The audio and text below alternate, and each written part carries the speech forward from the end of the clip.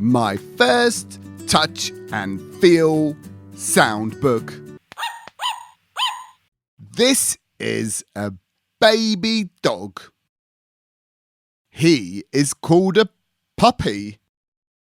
He likes to chew on juicy bones to keep his teeth strong.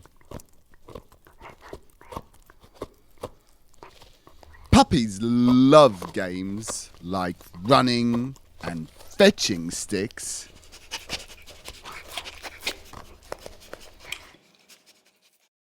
Can you bark like a dog? Pat the puppy's back to hear him woof. This is a baby penguin. She is called a chick. She lives in a very cold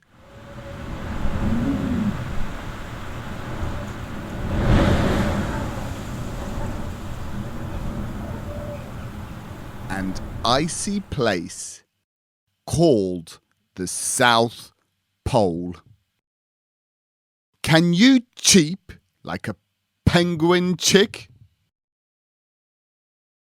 Ruffle the chick's feathers to hear her cheep.